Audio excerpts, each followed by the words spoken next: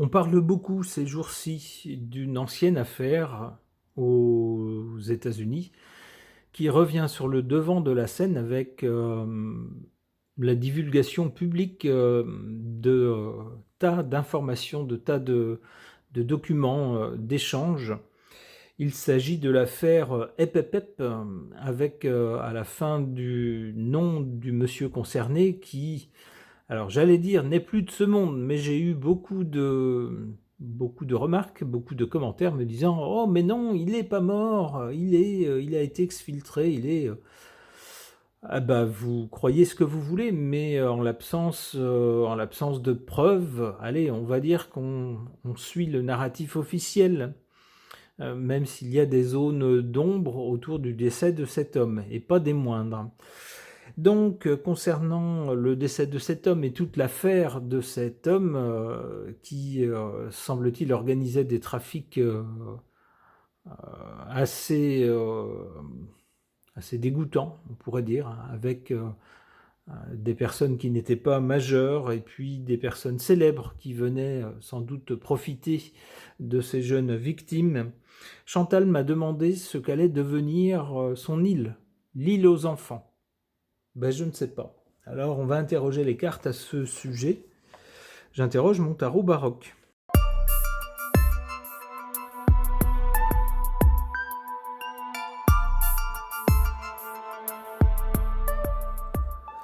Des cartes assez parlantes sur le sujet. Qu'est-ce qu'on voit du côté du passé concernant cette île? On y voit le mat. Le mat, c'est un fou. Alors, ça peut être un fou dans le bon sens du terme, c'est-à-dire quelqu'un qui a des idées originales, excentriques, mais dans le bon sens du terme, qui surprend par son originalité, mais ça peut être également dans le mauvais sens du terme. Ça peut nous parler de quelqu'un de complètement dérangé. Et je pense que c'est le cas ici. C'est comme ça qu'il faut comprendre cette carte. Quelqu'un avec une psychologie complètement malade. Alors pour le présent, qu'est-ce qui se passe? La force. Bah oui, la force de la justice, le fait que cet homme ait finalement été arrêté, le fait que tout ce qu'il tentait de cacher, ou du moins tout ce qu'il avait consigné et puis qu'il gardait, j'allais dire secret, eh bien finalement on divulgue une partie de tout cela. On nous dit qu'il n'y aurait qu'un tiers des choses qui seraient divulguées, en tout cas pour l'instant. Mais c'est bien la force qui joue. Par la force, on libère les choses. Par la force, des gens peut-être vont être vont tomber sous le coup de la justice, etc. Alors on peut penser que l'île elle-même, même chose, elle doit être, j'imagine, on pourrait dire sous scellée ou quelque chose comme ça, c'est-à-dire à la disposition de la justice, si elle appartenait à cet homme.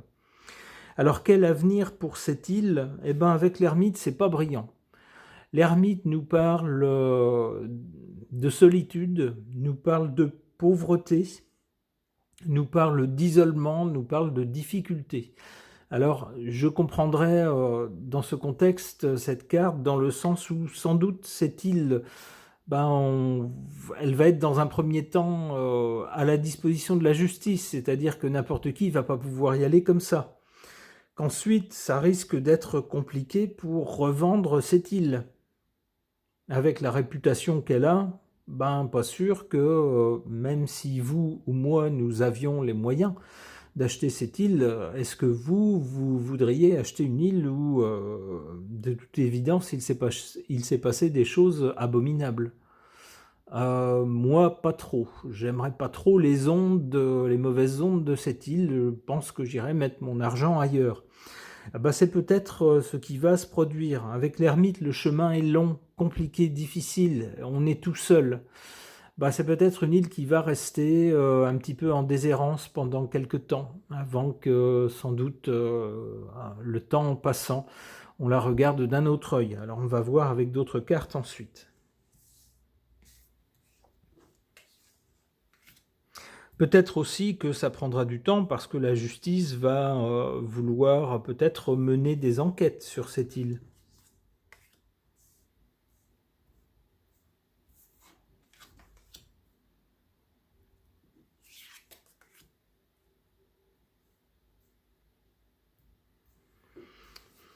Alors, pour ici sur la ligne du présent, qu'est-ce qu'on a en carte favorable? Le pendu. Le pendu, il est immobilisé, il ne peut pas bouger. Il est simple spectateur. Il est également suspendu. S'il voulait faire quelque chose, eh bien sa capacité d'action est suspendue, mise sur pause pendant un moment. Ici, on parle de l'île. C'est ce que je vous disais, je pense que cette île, du moins c'est ce que suggèrent les cartes, sera en quelque sorte mise sous scellé ou quelque chose comme ça par la justice, ce qui fera que grosso modo on ne pourra pas s'y rendre. Les gens qui voudraient y aller ne pourront pas le faire, puisque ça sera en quelque sorte un lieu du crime, si vous voulez, sous scellé. Donc pendant quelque temps, cette île sera mise sur pause, suspendue. C'est ce qu'on peut penser en tout cas avec cette carte. En carte défavorable, on a cette carte de l'amoureux. L'amoureux, c'est une hésitation devant une décision à prendre, un choix à faire. Ici, c'est en position défavorable. Peut-être que la justice saura justement pas trop quoi en faire de cette île. En se disant, qu'est-ce qu'on fait? On n'a pas le droit de s'approprier le bien d'autrui. Il faut qu'on en fasse quelque chose. Mais en même temps, si on la vend, la vente, l'argent de la vente, ça va revenir à qui? Puisque le propriétaire n'est plus de ce monde. Et puis, en même temps, s'il y a des choses compromettantes sur cette île, on ne peut pas laisser comme ça, on ne peut pas le vendre. Donc beaucoup de questions se posent et peut-être une justice un peu embarrassée pour répondre à ces questions, puisque c'est pas à elle de faire ces choix-là. Elle doit simplement trancher sur ce qui est légal ou pas légal, et puis sanctionner des actes qui ne sont pas légaux. Donc beaucoup de questions qui se posent par rapport à cette île, et puis sans doute des difficultés à répondre.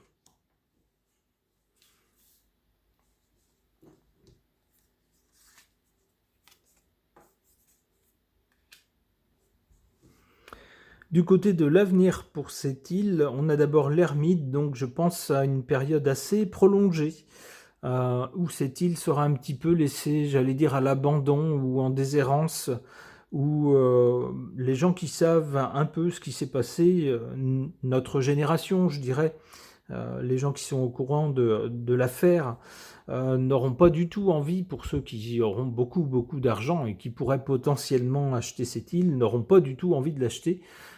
Pas un lieu comme ça, pas un lieu où il s'est passé des choses aussi terribles.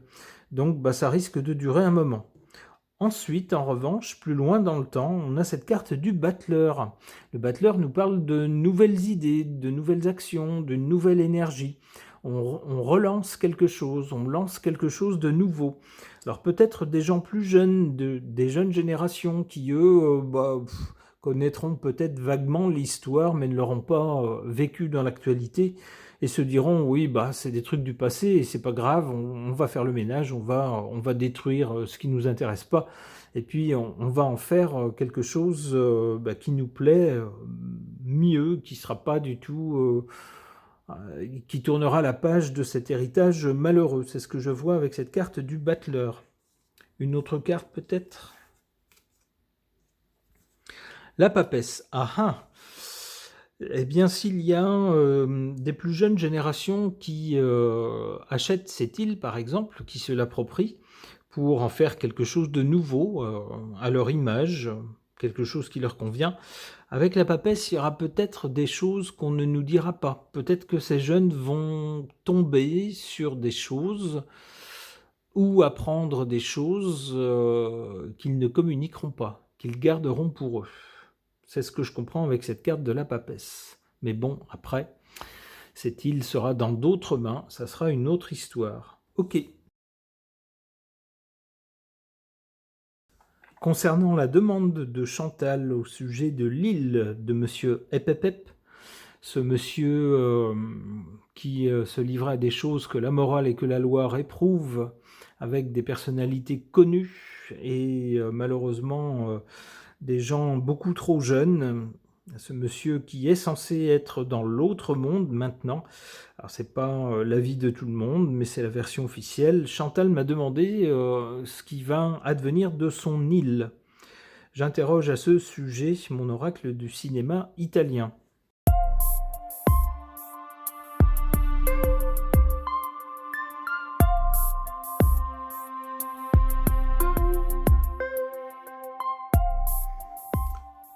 Que peuvent suggérer ces cartes au sujet de cette île où il s'est passé des choses terribles?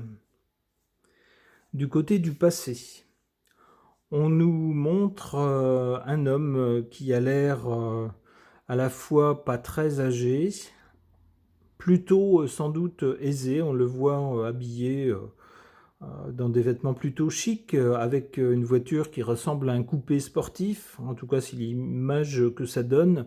Donc on pourrait y voir peut-être de façon figurée ce monsieur. En plus on nous parle de fanfaron, c'est-à-dire c'est quelqu'un qui prend la vie un petit peu à la légère.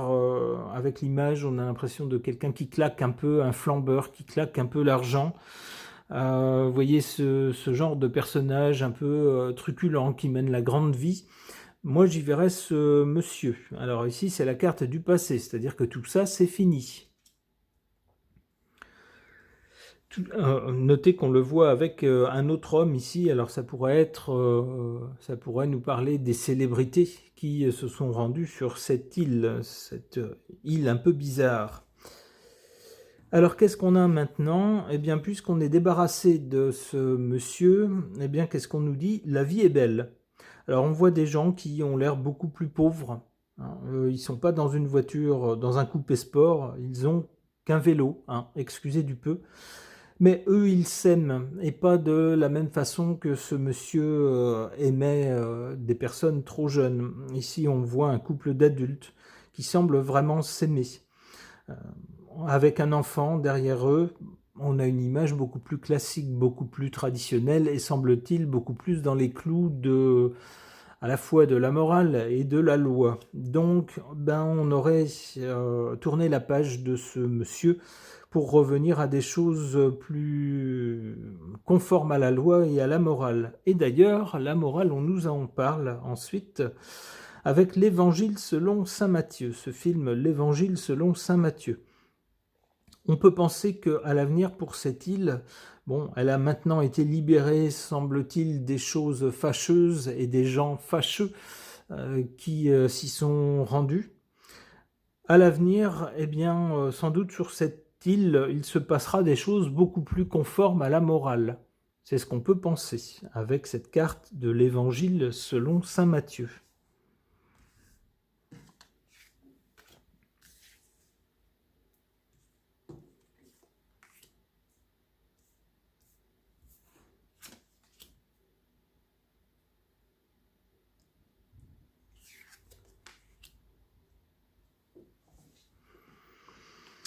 Voyez ce qu'on nous dit, comme les cartes sont raccord avec le sujet.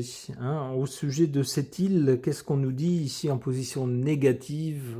Des choses pas belles. Belle dame, vilain messieurs. Eh bien oui, je pense qu'on fait allusion à cet homme qui est censé être maintenant dans l'autre monde. Je dis qui est censé parce que plusieurs personnes ont des doutes et pensent qu'il aurait peut-être été exfiltré. En tout cas, semble-t-il, on ne le reverra plus sur cette île. Ni lui, ce vilain monsieur, ni les belles dames qui ont pu s'y rendre. Qu'est-ce qu'on a à la place de vilains messieurs? On a des chers amis. Alors il se pourrait que sur cette île, on ait des choses beaucoup plus saines, tout simplement une île où la personne qui en héritera ou qui l'achètera pourra à l'occasion inviter des amis. Mais ici, on n'a aucune déviance malsaine. En tout cas, c'est pas ce que la carte suggère. Tout simplement, comme vous ou moi, on inviterait des amis. Si on a une jolie propriété, ma foi, on les invite à déjeuner ou à passer quelque temps. Si la météo est clémente et si l'environnement y incite. C'est ce que je comprends avec cette carte.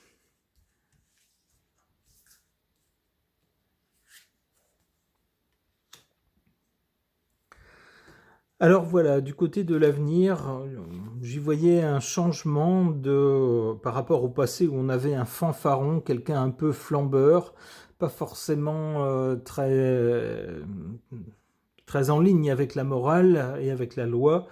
Du côté de l'avenir, on a quelque chose de beaucoup plus moral, et d'ailleurs on nous dit il était une fois la révolution, c'est-à-dire que ça va changer du tout au tout pour cette île, semble-t-il. Et puis cette carte, nos meilleures années, on va vers quelque chose de beaucoup plus sain, de beaucoup plus joyeux.